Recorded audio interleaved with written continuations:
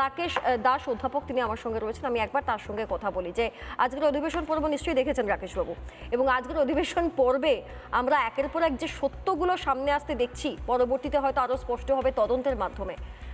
এই বাংলাকে কি করে বিজেপি সরকার আগামী 5 বছরে একটা ভালো জায়গায়, ন্যূনতম একটা ভালো জায়গায় নিয়ে যেতে পারে? এ তো ভয়ঙ্কর চ্যালেঞ্জ।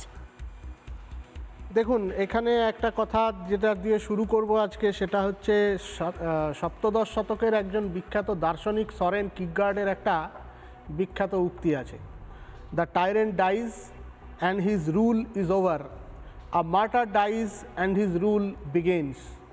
তো আজকে ঘটনাচক্রে 23শে জুন শ্যামাপ্রসাদ মুখার্জির বলিদান দিবস। তা আজকের দিনে দাঁড়িয়ে এবং এই মমতা ব্যানার্জির আজকের প্রসঙ্গ, এটা মিলিয়ে আমার মনে হলো যে এই উক্তিটা সকলের সামনে তুলে আনা যেতে পারে। প্রশ্ন হচ্ছে যে তিনি বিগত 15 বছরে খুব সুন্দরভাবে যেটা করে গেছেন, আমার মনে হয় সূচনা হয়েছিল সেই ত্রিফলা লাইট দিয়ে। 15 বছর ধরে একদম অর্গানাইজড ওয়েতে কেমন করে চুরি করা যায়, কেমন করে ঘুরপথে ভাইপোর কোম্পানি দিয়ে বা অন্য কোনোভাবে নিজের টালির চালে টাকা ঢোকানো যায়, এই একটি কাজই তিনি বিগত 15 বছর ধরে করে গেছেন। এবং একটা সময় গিয়ে তার দলের কর্মীরাও খুব পরিষ্কার সেটা বুঝতে পেরে যায়, সেজন্য সততার প্রতীক শব্দটা তারা মুছতে শুরু করে।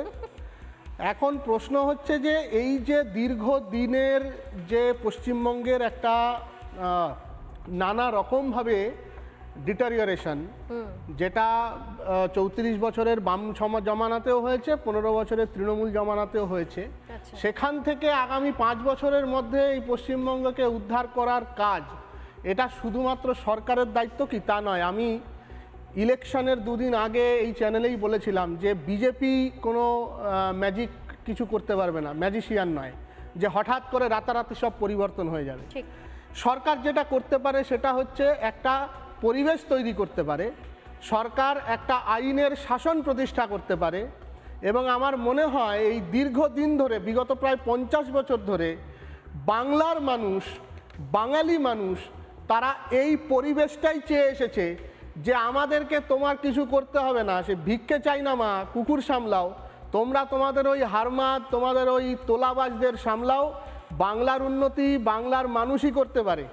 এবং যেখানে কাজী মাসুম আক্তার সাহেবের মতো শিক্ষাবিদরা বসে আছেন আমার সঙ্গে, উনি সামনে আছেন বলে বলছি, এরকম লক্ষ লক্ষ মানুষ বাংলার আছেন বিভিন্ন ক্ষেত্রে, যারা বাংলায় শিল্প আনতে পারেন, প্রতিষ্ঠা করতে পারেন, যারা বাংলায় শিক্ষা এবং সংস্কৃতিকে প্রতিষ্ঠা করতে পারেন। আপনি বলছেন বটে যে বাংলায় শিল্প, শিক্ষা, সংস্কৃতি সবটাই হতে পারে। আমরা যে প্রস্তাবটা দেখেছি, যে বাজেটটা দেখেছি, আমি কালকেও বলছিলাম স্মার্ট বাজেট, সত্যি স্মার্ট বাজেট। কিন্তু কথা হচ্ছে যে এত যে প্রস্তাব, এটা দেবাশিস বাবু বলছিলেন, এই প্রস্তাবগুলো বাস্তবায়িত হবে কি করে? বাংলার কাছে সেই অর্থ আছে কি?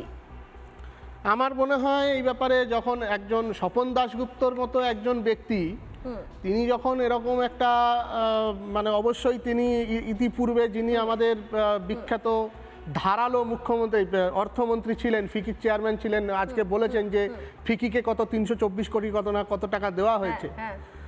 তো তার মতো তো নন। স্বপন দাশগুপ্ত একজন খুব র্যাশনাল, খুব রিজনেবল মানুষ। খুব বেশি আজে বাজে কথা ওনার মুখ থেকে আজ পর্যন্ত আমরা শুনিনি। আমার মনে হয় উনি যখন এই বাজেটটা পেশ করেছেন, তাহলে নিঃসন্দেহে খুব ভাবনা চিন্তা করেই এই বাজেটটা পেশ করেছেন। এবং আমার ধারণা যে এই বাজেট উনি যখন পেশ করেছেন, তখন সেই অর্থ যেখান থেকেই হোক সেটা নিশ্চয়ই যোগান হবে, সম্ভব হবে। আমার একটা জিনিস আমার যেটা মনে হয় যে কেন্দ্রীয় প্রকল্প যেগুলো দিনের পর দিন আমাদের রাজ্যে ঢুকতে দেওয়া হয়নি, সেই প্রকল্পগুলো সহায়তা যদি রাজ্য পায়, এবং তার পাশাপাশি এই যে এত তোলাবাজি, দুর্নীতি, যেখানে সেখানে টাকা চলে যাওয়া, এইগুলো যদি নিয়ন্ত্রিত হয়, তাহলে হয়তো রাজ্য কিছুটা শ্বাস নেবে। নানা ধরনের কন্টেন্ট দেখার জন্য লাইক করুন, শেয়ার করুন আমাদের ফেসবুক পেজ, সাবস্ক্রাইব করুন আমাদের ইউটিউব চ্যানেল।